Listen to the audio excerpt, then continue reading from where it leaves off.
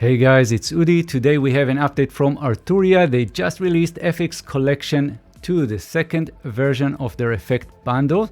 And this bundle grew from 15 to 22 plugins covering pretty much everything we need for mixing and for production. We have preamps, we have delays, reverbs, we have filters, we have modulation effects that were added recently. And now we have 3 new plugins covering bus or group processing. So what's in the new bundle?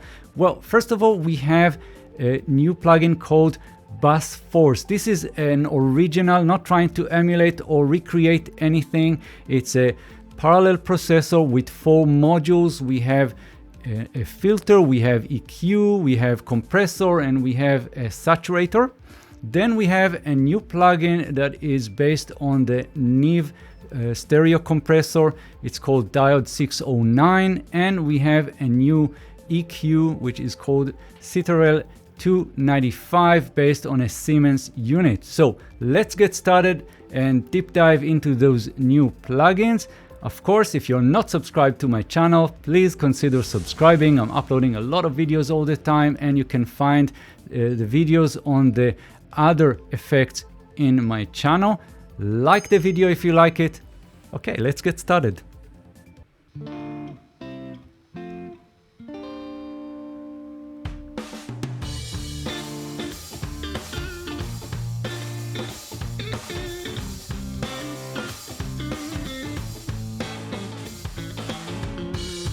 Time goes by and he can't let go.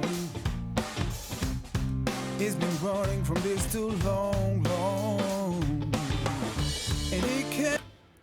Okay, so these are the 3 new plugins by Arturia. We have the Bus Force, we have Comp Diode 609, and we have the EQ Citadel 295. So first of all, these plugins are made or are directed to help us with bus processing or group processing. Well, they are different from surgical plugins that will help you eliminate or maybe boost specific frequencies or do very particular work. Here we're talking about wide and broad. So that's the aim of the plugins. Of course, you can use them anywhere and you can use them wherever they fit. So let's go to the different plugins and we'll get started with the Bus Force. So Bus Force is a new plugin, a complete original by Arturia, and what we have here is 4 different modules that you can route in 3 different lanes or paths. So let me show you how this works. First of all, we have the modules. We have an EQ, filter, compressor, and we have saturation, and you can turn on and off any of them. And you can actually turn all of them off and just let the plugin sit there on the bus, and still it will do some work. It will color the signal just a bit, but you can definitely remove or add any of the modules as needed. Now, as you've seen, when I touch anything, whatever I touch, you'll see that this display changes. And even if I'm just changing here the dry path or the comp path, you'll see that now we're seeing the routing options that we have. So let me show you how this works. First of all, we have the input signal that goes in, and if I'll just use this stream, you'll see the representation here in the panel. So I'm just adding or removing, double click, get you back to default. And then we have the output here. So again, you can see the representation here in the user interface in the panel, double click, back to default. And then we have 3 different paths. We have the dry path. So this is the dry, just goes from the in and into the clipper and out. So that's the idea here. And if I'll go for the comp path, again, we see the representation here. Now, each of these lanes or path will get more and more complex. So the dry signal here just can go through the EQ, and you can turn it on and off. And then you introduce the EQ into the dry path, but you can remove that. And you can, of course, go with the dry all the way to 0 to infinity minus infinity, and that will eliminate the original signal, the dry signal. But definitely if you only want the EQ, you can do that. Double click, go to the default, have the EQ and work with the EQ. And of course you can mute all other channels here, all other paths, and they will not be in the final output signal. So that's very important, and that's how it works. So you can decide which path is good for you and how you want to mix those. So you can mix between the dry, the compression path, and the saturation path, which will be the most complex. So I can take the COM path here, just remove everything, just turn it off, or do this, just go to all the way to the left, and then just use the saturation path, and here I have all the different modules. And as you can see, if I click those squares here, those rectangles, I can turn them on and off as I wish. Of course, you need to experiment with that to get the idea, but it's fairly simple. We have those different channels, different paths or routes, and we can route the different modules in and out of the output signal eventually. So here you see the representation. Let's have a quick look at the just at the equalizer, filter, compressor, and saturation modules. Okay, so for this I'm using the default preset. This is what we have. So the dry signal is muted, then we have the compressor path also muted, and we have just the last one, the saturation path, that includes all the modules. As you can see, we have saturation, we have the compressor, filter, and the EQ. So starting with the EQ, we have 3 bands here. So you can see that we have low, presence, and high. So this is what we have. It's very simple. You just go up and down, and you can see now if you want to change the frequency, on the bottom here we have the frequencies for each of the bands, and I can have a high shelf, low shelf here, and then we have the curve, we have width of this presence, and everything else. Very broad strokes here all over the place, and this is how you create the EQ curve. Then you can also use the filter here, so I can turn it on and off.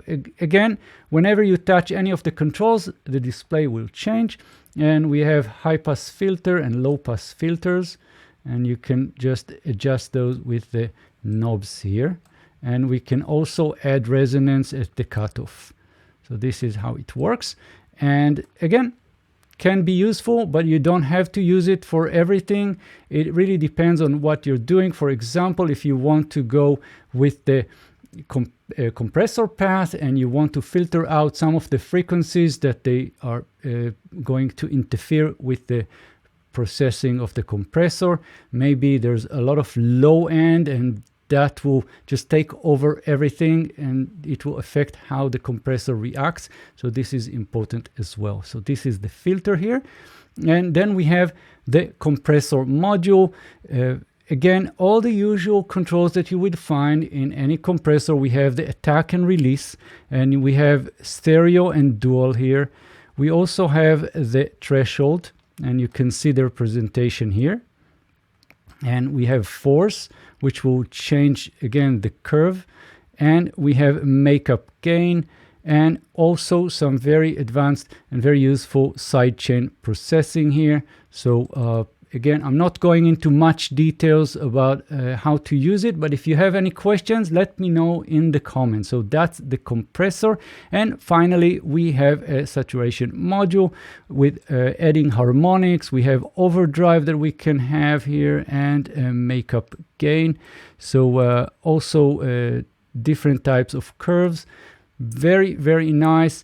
So that's in a nutshell bus 4. So use it on buses and groups to glue things together and have a very wide and rich sound. So that's bus 4. Let's move to the next plugin.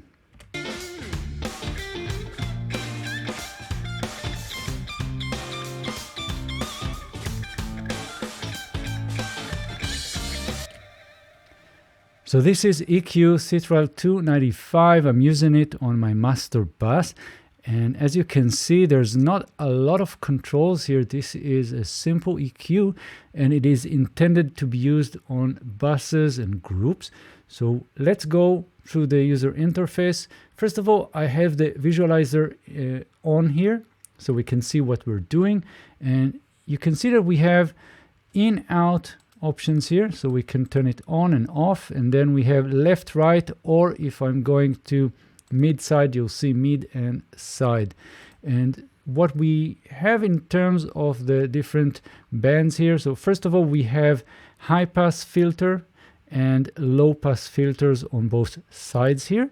And we also have the output gain here. So this is the first thing. Then in the middle, we have three bands. We have the low, we have presence, which you can see here in German, and then we have the high. So for the low, we can set the frequency either 50, 100, and 300. And for the highs, we have 5K, 10K, and 30K. So for the presence, we have selectors. Now, very important feature here is that the original had stepped controls. And if we want to have this smooth, we just click the step control here. And now this is more smooth and not just clicking through the options, right? So it's more modern. And if you still want to have the original feel, the stepped control, just click this and we're back to the original settings. And so this is pretty much the idea here. So we have the bands, we have the filters, we have mid-side, we have auto gain to sort of level the overall gain to match whatever you're doing with the curves. So everything sounds smooth. And we also have character here. We have the original and alternative. This will color the sound just a bit. So you need to listen and try to figure out what works for you best. And then we have different curves here. So different characters of the curve. And you can experiment with that and see what is working for you in terms of more wide or, you know, sort of cross fading between the bands. So that's the EQ. Let's move to the next new plugin by Arturia.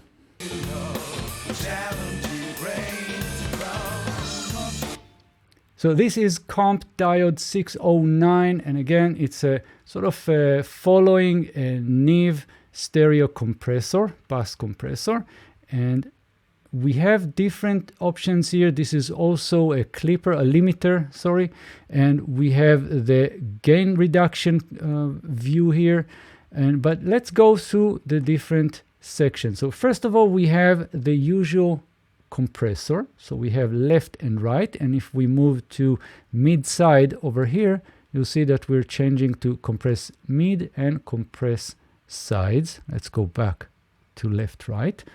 We have threshold, attack in milliseconds, recovery, makeup gain, ratio, and in and out. We can just turn off and on each of the compressors.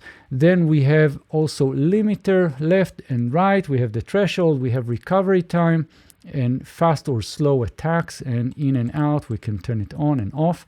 And also we have an advanced panel here, which is right now it is engaged. So you see the advanced panel here, and we have sidechain look ahead, and we have sidechain equalizer to adjust and to tweak what exactly are we listening into. And we also have input drive. So let's listen to the compressor, see how it works.